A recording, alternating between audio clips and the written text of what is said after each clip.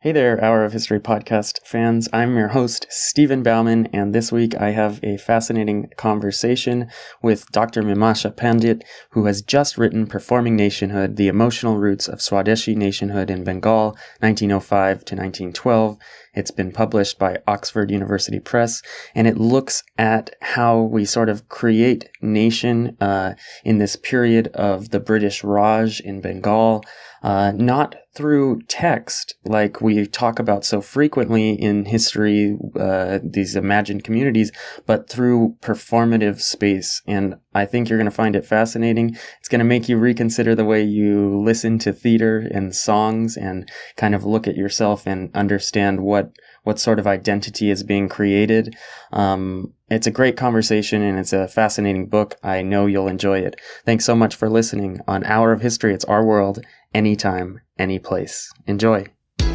You're listening to the Hour of History podcast. Our world. Anytime, any place. For show notes, links, and more, be sure to visit our website at www.hourofhistory.com. And for all the book recommendations made during the podcast, head over to hourofhistory.com/rex. That's hourofhistory.com/RECS. Without further delay, your Hour of History starts right now. So it's a pleasure to have Mimasha with me today. She just wrote the book Performing Nationhood, The Emotional Roots of Swadeshi Nationhood in Bengal, 1905 to 1912. Welcome to Hour of History. Thank you. Thank you, Stephen. And it's a great pleasure being here. Thank you for inviting me. And can you tell the listeners a little bit about your background? What got you into history and what specifically got you into this history? Okay. It's more like, I'm not sure if you're aware of how education system works in India, but in my undergraduate days, UG and both PG, I did it on history. I had an honors. Okay, what you call the major subject. Okay. So I had honors in history, and that's how it actually began, because that was the only subject that really intrigued me always. Moreover, the reason that it interested me, because when I was a little kid, my grandmother, my maternal grandmother, she used to narrate different stories, folklores, folk tales to me. And when I started reading history, they somehow connected. All of them connected in a strange manner. Like when we used to have stories about kings and queens in folklores, and I started reading history, it was almost the same thing coming back to me. So that's how I got interested in history. And coming to performance history, that's what I specialize in. When I started doing my PhD, basically this book is a better form of my PhD dissertation. So when I started working on my thesis, I was asked to look into the period I worked on, that is the Swadeshi period in Bengal, when there was this partition, the first partition of Bengal. And as a protest against it, there was an agitation, Swadeshi and boycott agitation. And the best book you can find on that is Swadeshi Movement in Bengal by Sumit Sarkar. And that was, and still is, probably the staple for this period, what we read. Sumit Sarkar had pointed out that during this period, when the Swadeshi and boycott agitation began, there was a kind of dearth of contact between the elite and the masses. And he had a dedicated chapter on how, for the first time, the leaders, the Swadeshi leaders, the ideologues, they tried to breach that gap. They tried to reach out to the masses. And there was various means they were using, media, to reach out to the masses. And there he mentions several performative media. However, he does not go into the intricacies of these techniques of mass contact, as he named the chapter. And that is where my interest was piqued, that what is this technique of mass contact? For instance, if we go back to Benedict Anderson and the way he speaks about the imagined community, he talks about specifically of the print media and how the print and the printed material were bringing lot of people together, people who did not even know each other. A nationhood was being born, engendered. Mm.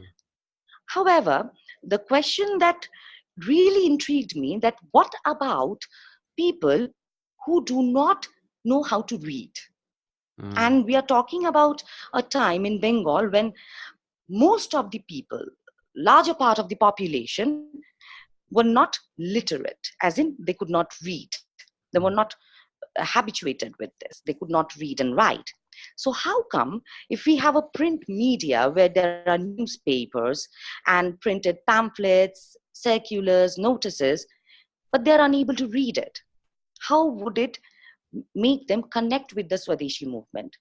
Whereas, on the other hand, Sumit Sarkar goes on talking about the mass participation in this agitation when several people who live in the villages, peasants, farmers, laborers, they are participating in the movement.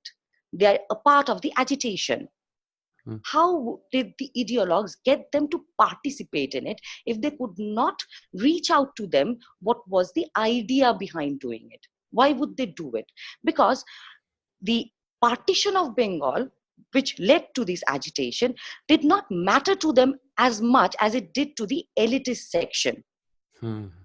So why should it matter to them? Fascinating. And so you have a lot of tensions here. First, maybe you could describe it for people who are unfamiliar with sort of colonized India at the time and Okay. this movement of partition, and then we can get into the details of how these groups interacted with each other. Most certainly, most certainly. That was my bad, actually. Took it for granted that no, my bad.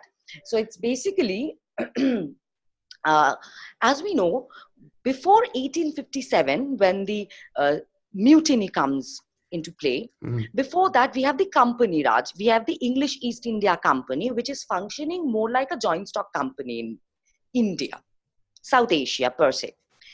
However, after the mutiny takes place, the power loci shifts. It's no longer in the hand of the this joint stock company of East India Company, and it shifts into the hand of the Empress in Britain, and the British Empire comes into being. So there's this shift from the Company Raj to the British Raj. 1858, when we have the proclamation, Queen's Proclamation. Mm. After 1858, we gradually find that there is a spread of this idea that the empire or the imperium is being set up in the South Asian part of this continent. And the expansion does not only restrict itself, let's say, to the administrative, which includes, of course, defense, revenue, does not restrict itself to that alone. We now have the Raj participating, trying to intervene into the daily life of the people, daily Mm. lives of the people, including education, social customs, traditions, and the lot. And of course, into that we have this idea of the British Raj functioning more as a Mughal empire, hence the very term British Raj, which holds the Delhi Darbar with the same pomp and fanfare as did the Mughals, trying to take into that shoe. So as they start penetrating into the daily lives of the masses, the very idea of the imperium is that they are invincible. They cannot be removed from the South Asia, from the Indian subcontinent. They are here to stay. We cannot go against them. However, the problem that arose in between is the participation, or rather the intervention into the education system, which was more because of the Macaulay's Minute, as we know, where the idea developed that a section of people have to be developed in India who are not in skin color, of course, but in their behavior and mannerism will be like the Europeans, will be like the English, which was basically a cost-effective thing, because it would be very expensive to bring in people to man the administration back from home. So instead, let's train them and give them some amount of behavior and the mannerism as the Europeans and recruit them. These people gradually, who were a kind of a combination of the Western education because of the intervention into the education system and the inner part or the inner sanctum of their homely household life, where the olden times or the olden customs continued. So you have a dual man, a man who, when walks out of his home, which we call the inner sanctum, or the, let's say, the parlor. Okay, its parlor is the Ondor Mahol, the inner sanctum. He goes out into the Bahir Mahol, or the outer world. And when he goes out in the outer world, he's more of the Western man in his mannerism and behavior. But when he comes inside, he sheds that mask and is once again that inner sanctum man of the olden customs. So there is a dual man, a man who is functioning both ways. However, this duality not only made them see the ills of their own customs, but they also started questioning, since they began to imbibe the idea of reasoning, logicality, the very words of enlightenment, which the Europeans brought into this country. They started questioning the colonial structure as well. So naturally, when in 1905, in October, the partition of Bengal, and when I say partition of Bengal, we are talking about Bengal province, which included Bengal, Bihar, Assam, and Orissa. Okay, and Bengal means not just the West Bengal that we know today, Bangladesh also formed a part of it. So that's Bengal. They divided it into two sections. Bengal, which included Hiltipera, and the other portion was Eastern Bengal and Assam. Eastern Bengal and Assam. Yes, you have some question, I guess. Yeah, and I mean, you're summing it up really well. And so for people who don't have a background now, they kind of get a picture of how the, British have to select and use these people as sort of intermediaries to rule and to keep the British Empire going. But there's a lot of people in Bengal, and it's a very diverse area. Is that correct? Exactly.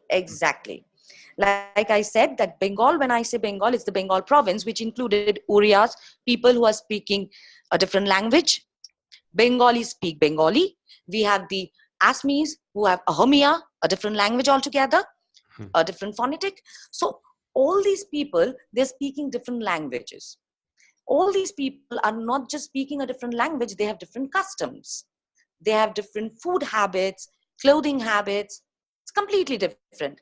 However, in one place, they all have this one common connection, which we call the shamajik connection. Shamajik means a social connection. Okay, am I still audible? Yeah, I can hear. So the social connection is something that can potentially bring people together. Exactly. And so this is right where your research sort of comes in. So I think people have an idea this period between 1905 and 1912 is just a lot of changes are happening, and you have people coming with new ideas, mixing some of these Enlightenment ideas, and at the same time trying to create, or as you say, performing nationhood because it's in theater. What is the sort of situation of theater at the time? Or do people just go to, is it all over Bengal? Is this something that people go to often? Is it performed on the streets? Okay, so in my book, I have used 3 performative media: songs, theater, that's the proscenium, and jatra. Jatra is basically a folk performance. Okay, difference between proscenium theater and jatra is proscenium theater is open to the public. Okay, and when I say public, I'm bringing in the very colonial concept of it. The colonial government, the British Raj, they were very vigilant about these performances. They were basically the first people who smelled sedition in it. They were the ones who started looking into it properly. And they demarcated the performances as any performance where ticket buying audiences go and watch the performance. That's a public performance. Okay, and any place where it's open to all and there is no tickets are being sold, it's not a public performance, it's a private performance. So therein comes the difference between a proscenium theatrical performance, because we have already beginning from the late 19th century in Bengal, proscenium theaters where ticket buying audiences used to go to watch performances, and mostly most of these proscenium theaters were located in Calcutta, in the city, in the urban locality. We have the Star Theatre, the Minerva Theatre, the Kohinoor Theatre. All of these are located in Calcutta. However, all these theatres, they also had an itinerant part to it. A group of these performing artists, they used to go about in the mafasals, that is in the provinces and in the rural regions, to perform. Okay, people used to invite them to go and perform there, and they used to be paid for that. It's a paid performance, one side of it. And then we have the folk performance, the jatra. Jatras were usually performed initially on occasions of some kind of festivity, like there is some idol worship at home, so we have a jatra performance, or there's a marriage, a wedding ceremony, there you can have a jatra performance. And in these occasions, usually everyone in the locality are invited, and none of them are buying a ticket to go and watch it. So naturally, by the terms of the legal terms of it, let's say it's not a public performance, it's a private performance.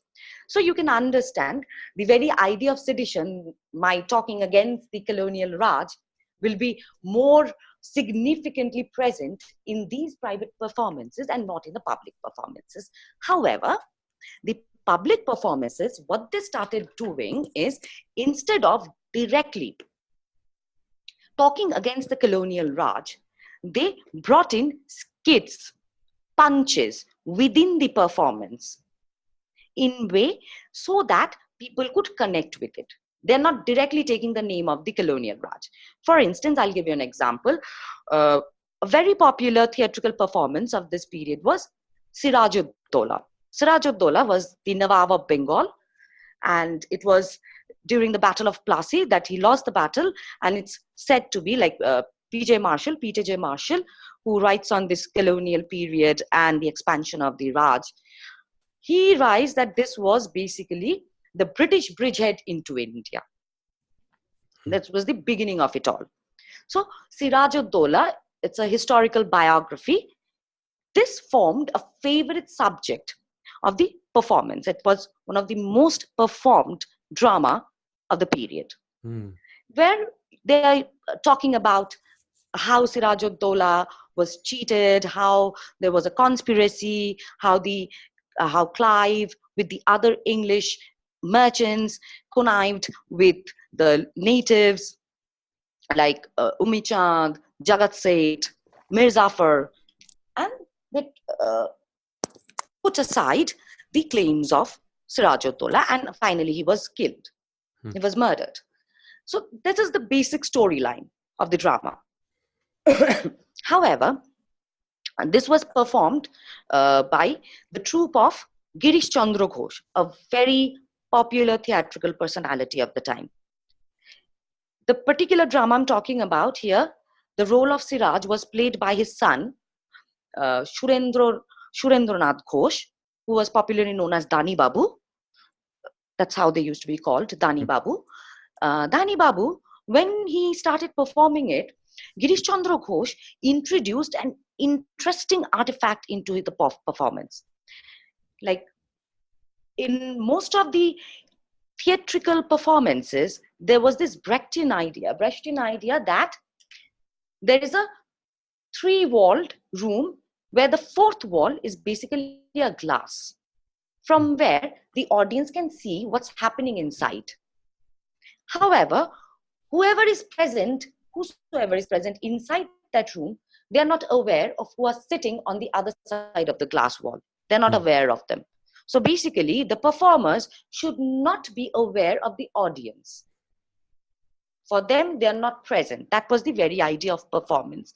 When it began in Bengal, that structure, Girish Chandra completely broke down. He completely broke away with that concept.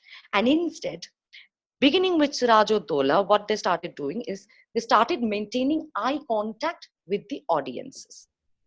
Okay, so during this performance, there was a place where Dani Babu is delivering a dialogue, talking to, as Sirajuddola, talking to his subjects, his men, that Hindus and Muslims, they should not fight amongst themselves because some outside force have come and instigated you to fight amongst yourself. You are actually brothers, your brethren.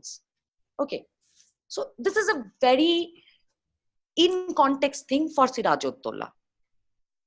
However, when you break that glass wall and you're looking into the eyes of the audiences who are men of their time, what is that time of these men who are watching you? Their time is Swadeshi movement, Swadeshi agitation. What do they see around themselves? They see around themselves that there is a specific attempt to segregate, to separate. The British administration tried to separate Eastern Bengal and Assam from the western part of it on the name that most of the Muslim population are on the eastern part in Eastern Bengal and Assam, and the Hindu population are in the western side. So it's more because of the administrative convenience and because they want to give a leverage to the Muslim men. And it was actually lauded by the Muslim leaders of the period, especially Nawab Salimullah, who was a key player in the formation of Muslim League later. And it comes into being actually during the movement, 1906. So you can very well understand that these people have learned about it. They know about it. They are seeing it around themselves. That is their time. And it is their time that when that glass wall is broken, somehow connects with the time of Sirajuddola that is being performed on stage. How does it connect? Because that glass wall is broken by looking into the eyes of the audience, by talking to them, as if, as Sirajuddola, I'm not just Sirajuddola, I'm also a man of your time. It's kind of extraordinary how you recreate this scene, and I can imagine there the connection between the actors and the audience. One of the things I like to talk about on Hour of History, and I think it'll be interesting to people, is how do you reconstruct these images if inside the theater? What sort of sources and documents are you using to get at Dani Babu's theater, really? Okay, the sources that I've used is first, I have used the memoirs of men who used to be his co-performers. First. Second, I have used the memoirs of a lot of men who belonged to that time and who had visited these performances more than once. Second. And third, my source has been the newspaper reviews. Most of the major newspapers, especially Amrita Bazar Patrika, it was famous for reviewing dramatic performances. So the reviews that I get there, they constantly talk about this thing. Like, since you talk about the sources, I would like to point out here. I found in Amrita Bazar Patrika, 1908, a review of the play Neel Dorpon by Dinabandhu Mitra. This play, Neel Dorpon, The Blue Mirror, it's about the Indigo Revolt that took place in Bengal, and it's a very old drama. It was not written during the Swadeshi period. However, it gained immense popularity during the Swadeshi period. Reason being, there's this scene in this drama, and Amrita Bazar reviews it. I'm telling you this from that review. That there's this scene where a common peasant, Torap, he comes onto the stage and he slaps full on face a European planter, indigo planter, Mr. rogue who was trying to defame a native woman who used to work as a coolie in that plantation. Okay, that is the scene. So you can understand it's a very action-packed scene, as you can understand from the way I've narrated it. When Amrita Bazar Patrika reviews it, they say that this was one scene, and they're talking about this scene in particular. They actually, half of the review is just about this scene, that when this scene takes place, the entire hall is in a riotous situation. Why? People are so agitated that leave their seat and they're almost running to the stage as if they would like to join hands to slap that man equally. So that's how Amrita Bazar Patrika reviewed it. And you might say that it's just one newspaper. However, this has been attested by another review in 1908, same performance in another part in the Mafasal by the Bengali, a paper started by Surendranath Banerjee. The Bengali, even they reviewed it, and similarly, same scene, they talk about this agitated reaction of the audience who are present in the proscenium. So that's what actually made me think about it, that why are the audience reacting in this way? Why would they react in this way? Because Neil Dorpan is not talking about their own time. And so the audience is making clearly breaking down a glass wall. Right. And so the audience is making a connection to the historic, sort of a historic a nation idea and events in the past. But I imagine that the British are also reading these newspaper reviews and sort of saying, "Uh-oh, what's happening in the theater?" What is the British reaction to these sort of visceral, reactions that people are having to this theater and to this history? How do the British react? Absolutely. Bang on. That's what happens to them. They start reading these reviews and bang on. And it's not basically during the Swadeshi movement itself. It comes much before that. 1876, Dramatic Performance Act. Dramatic Performances Act clearly stated that any dramatic performance, if it's a public performance, their script or the storyline that they're using, it has to be sent to the authorities who will go through it, scan through it, translate it in English, and try and see if there is any seditious remark or seditious passage which even indirectly associates or talks about the colonial governance. That has to be shed. It has to be removed. And if they find that the entire drama, the entire narration is very seditious, then that drama will be forfeited. They have to forfeit it, and they cannot perform it. It will be banned. They absolutely start doing that. And interestingly enough, I would like to add here, since we started talking about this, as I was saying, that these are public performances, right? So in public performances, since ticket buying audiences are going there, it's very easy to find out because papers are writing about it. You have these reviews, and it's very easy to detect them. But what about the private performances? Police in uniform can visit dramatic performances which are public in nature. However, as you must know, that when you have some religious ceremony at your house, it's a private thing. Or you have a wedding ceremony at your house, it's a very private thing. And you have a performance alongside. Uniform police, without any solid reasoning, cannot enter your premises. Right?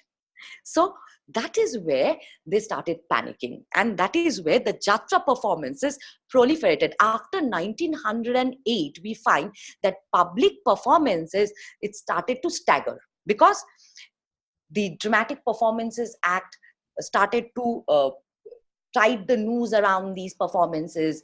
They could not perform a lot of things. They had to shed dialogues. They had to shed an entire scene because the government found that it was seditious. That is when the entire foci now shifts to these private folk performances. And that is where the Jatra comes in. Jatra performances are more like skits. Okay. They talk about when Jatra performances began in Bengal as a tradition, they usually used to perform stories of Radha and Krishna, their dalliances, and various mythical stories. Hmm. One particular Jatra caught the attention of the British Raj, that was Matri Puja, where they talk about this invasion of the heaven, Swarga, by the Asuras, the demons.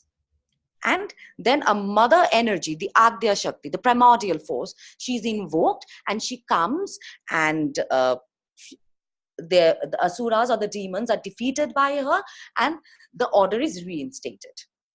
Very well. It's a well-written story, a well-written drama, and written by Kunjo Bihari Gangopadhyay.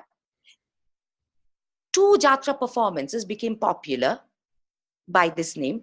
One was performed by Bhushon Chandra Das, a Jatrawala, a Jatra company, and the other by Mukundo Das. Now, in Jatra, I would like to add two interesting facts actually. First, these aren't proscenium performances. They are done in open spaces where audiences can actually see you from all four sides. So basically, there are no glass walls. You are completely aware of your audiences. And interestingly enough, as you can understand, since you're completely aware of your audiences and you're performing in a mid space where you're surrounded by audiences, you have to enter the space and leave the space through the audience. It's almost like breaking the barrier and the kind we have in third form performances, theatrical performances, where basically the barrier between the audience and the performer is nil. There are no barriers. So Jatra performances have always been like that. And they are taking place in private premises. And if I can just ask about the Jatra versus some of these other performances, who are the authors and the writers, the creators of these performances, and like where is their place in this society? Maybe you could highlight that. Yeah, sure, certainly. Like I was talking about Kunjo Bihari Gangopadhyay. Kunjo Bihari Gangopadhyay was once, he used to be a part of the colonial governance. He was a clerk, okay, in Eastern Bengal and Assam, in that part of the province. However, he had to leave his job. Nonetheless, he belonged to this middle class section of the Bengali, the intelligentsia section. And these are the people who come into prominence, as I was talking about the Macaulay Minute and these men who are English in mannerism and behavior, but they're native still.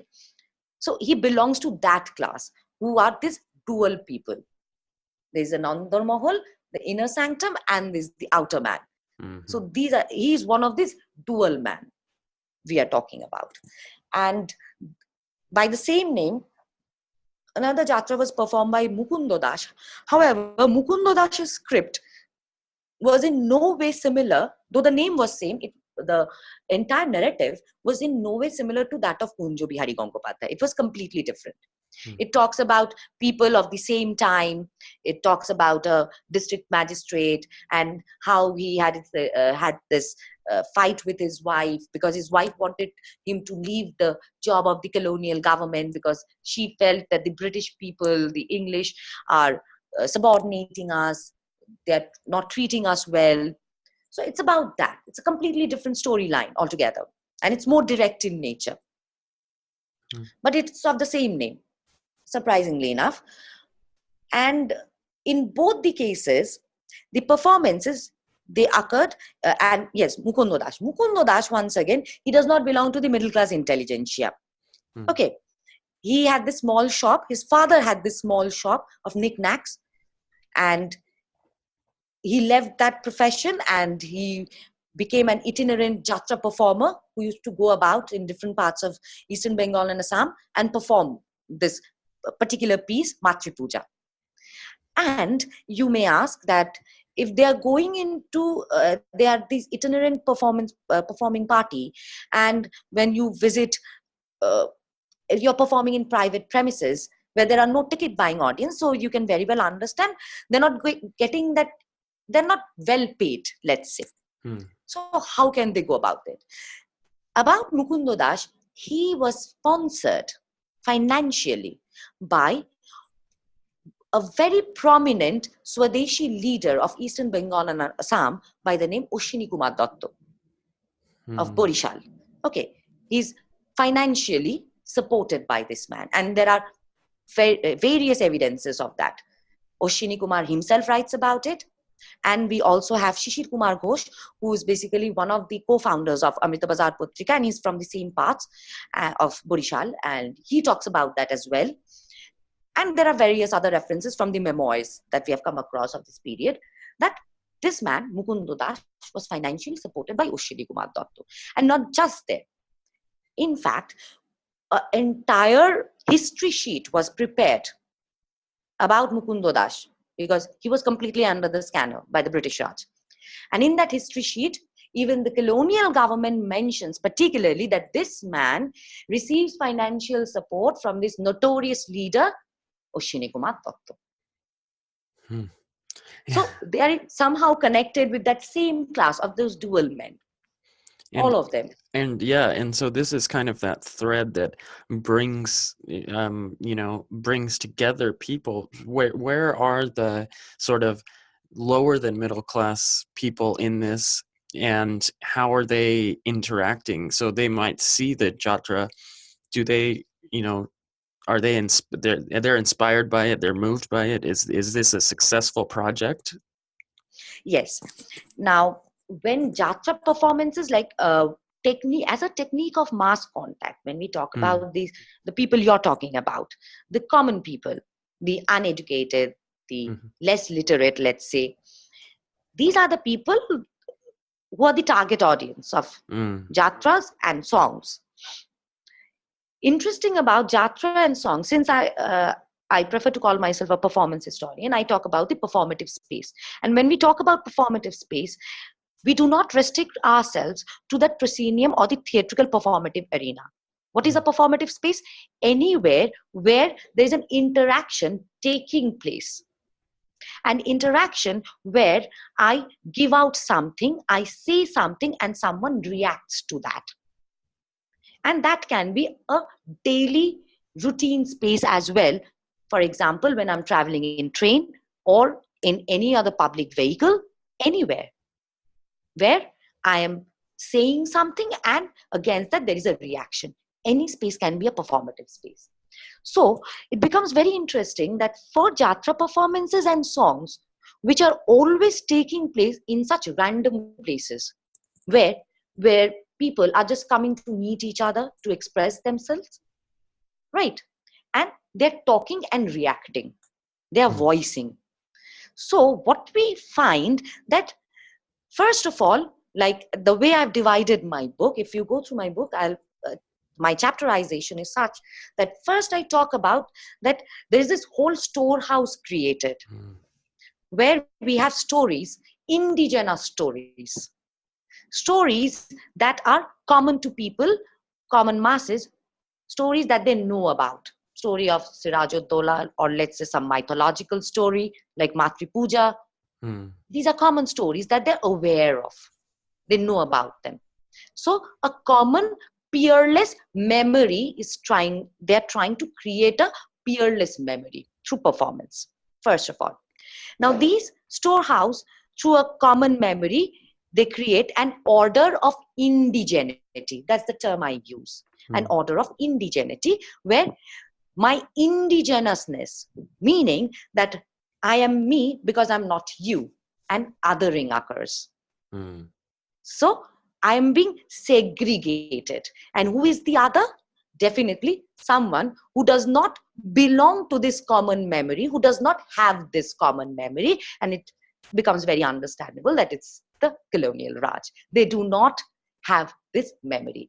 This memory is very indigenous. Hence, with it, I create an order of indigeneity.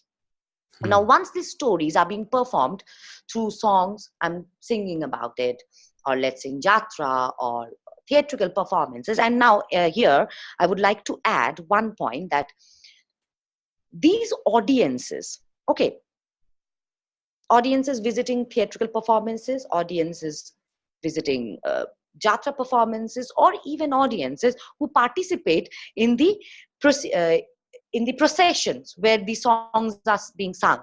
Okay, so we have processions, people walking about the streets and they're singing songs, and people who are onlookers, they suddenly get inspired and they're joining in. We have reviews of it, huge news pieces in Amrita Bazar Patrika, the Bengali, the Statesman. They report it that they're joining in and they start singing alongside.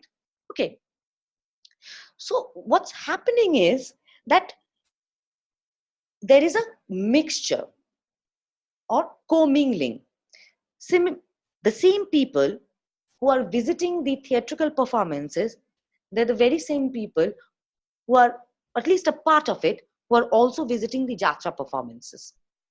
And they are also the very same people who are participating in these processions.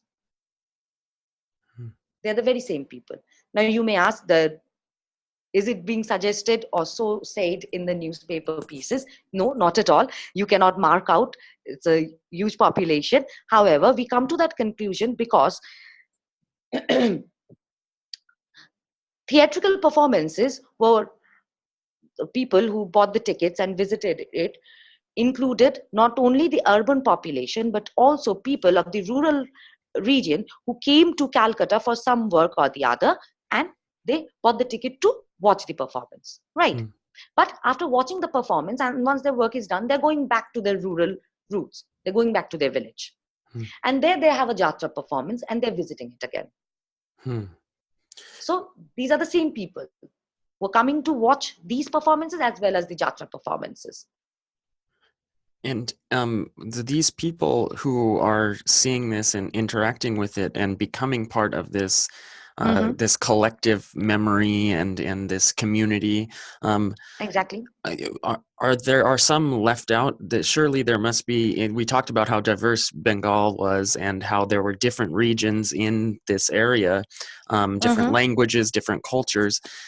Who's left out of this new nationhood, of this new sort of movement Okay. that's built through these plays and musicals? Are there groups, indigenous groups, that are othered and that aren't part of this beside the Raj? Absolutely. People who are speaking Oriya, okay, the part of Orissa, or the people who are speaking Assamese, Ahomia, they do not connect with this because most of these performances are in Bengali. First thing. Second thing, even among the Bengali speaking population, let's say, few, like I was talking about this common memory. Now, how do I connect these diverse population into one common memory? I initially talked about the samajik connection, the social connection. Okay. In Bengal, we have this concept of Attiyo Shajon. Okay. One is kith, my blood relation, and the other is Shajon. Attiyo is my blood relation. And the other is Shajon, which is my social circle of commingling, who can be my office colleagues, who can be people in my neighborhood, or my friends, who are not immediate family. However, they are my extended family, who are part of this social circle I go about. They are Shajon. They are always included in my remembrances, my memory, in my celebrations, in my everything. That's how the society in Bengal worked. In fact, if you come to Bengal, even now, we have the similar traces left in Bengal. We have this extended family kind of a thing. So naturally, when they're trying to create this common storehouse, in order to breach the barrier of language and religion, they start talking about that how connection between people was more emotional. And what is that emotion? That emotion is that we are one because all of us have faced similar kind of insults which has been heaped on us by the other, the colonial Raj. Be it in the way the taxes have been imposed on us, or be it in a way how our lands were taken away from us, or be it in any other way, the way they have spoken to us in any day, the way they treat us, they look at us, they look down upon us. Anyway, there is an othering.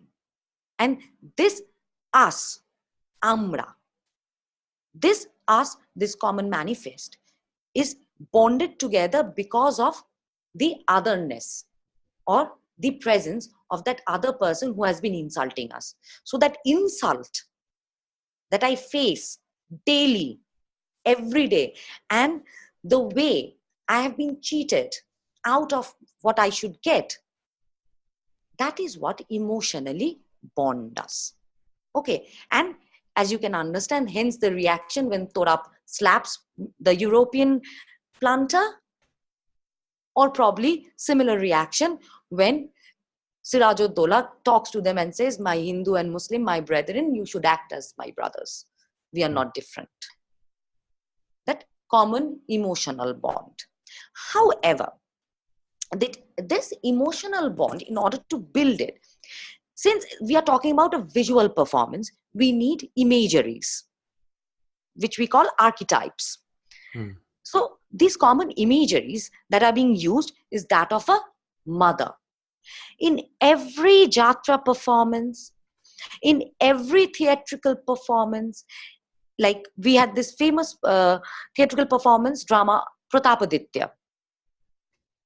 We have, even in Sirajuddola, we have Aisha, this female figure, which is not historically corroborated, but there is this figure used in the dramatic narrative called Aisha, who acts like a primordial force who suddenly comes in and she tries to initiate people to fight in favor of the Nawab, who is the rightful ruler and who's being cheated of his what he deserves by the English or the conspirators.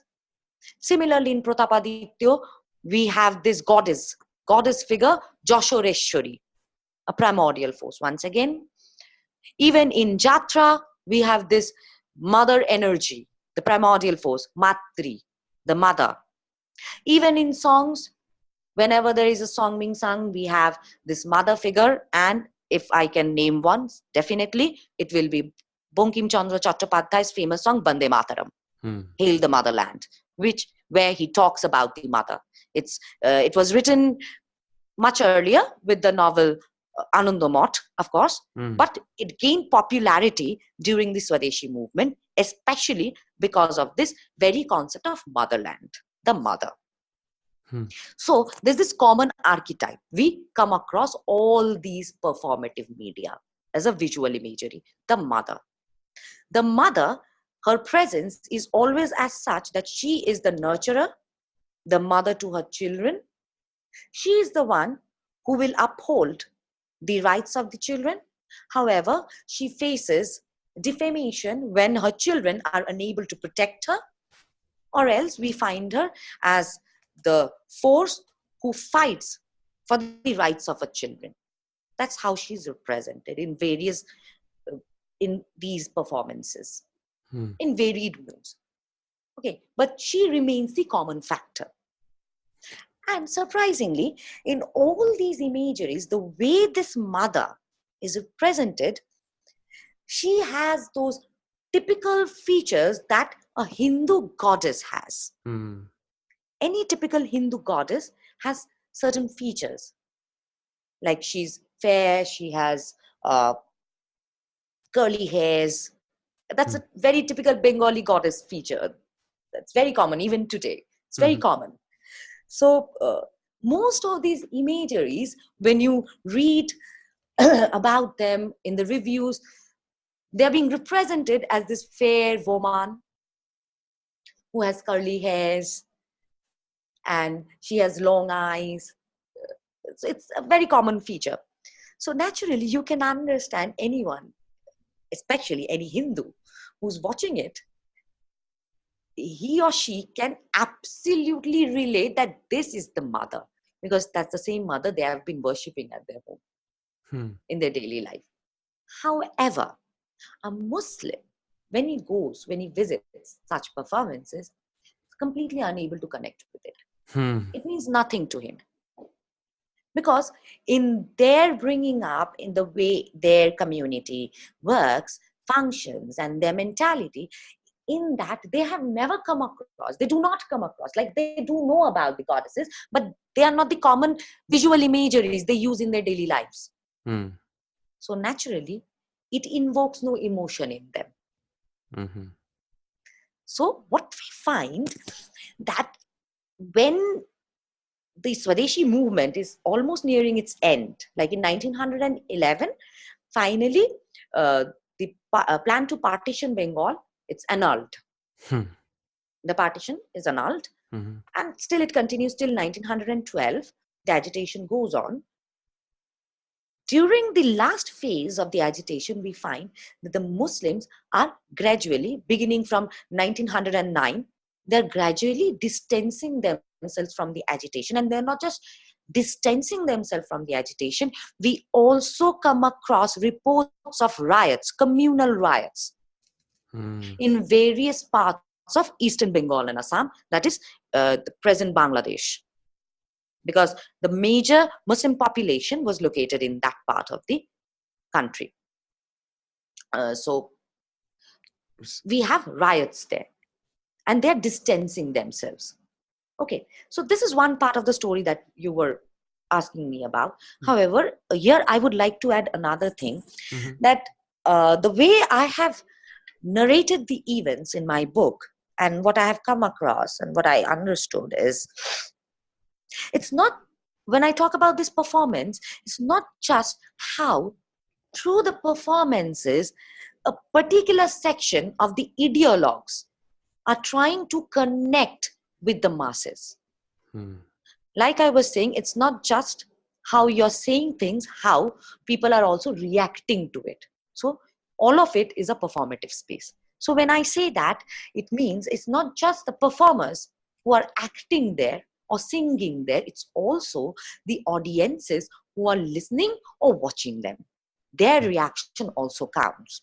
Okay, and as I was talking about the way they reacted during Neil Dorpon, the performance of Neil Dorpon, or the way they reacted during the performance of Mir Qasim, the halls used to be filled with shouts of Bande Mataram when Mir Qasim was being performed. So there are instances of various such instances. Like there's another instance I would like to add. During one of the performances of Mukundo Das in Borishal, the women, he had this famous song, Chere Dao Reshmi Churi Bongonari, where he asked the ladies of Bengal that put aside, do not wear glass bangles, because most of the glass bangles that women used to wear during that period came from England, from Europe particularly. Okay, so he specifically asked them that do not wear such glass bangles. And interestingly, there is a report in Amrita Bazar Potrika of this performance where they say that women actually, as he was singing the song, they broke their glasses during the performance. Okay, so it's basically not just the way it's being put across, it's also how they're reacting to it.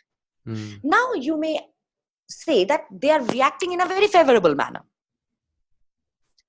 because all the instances I've given you, they're acting in a very favorable manner, the way the ideologues want them to act.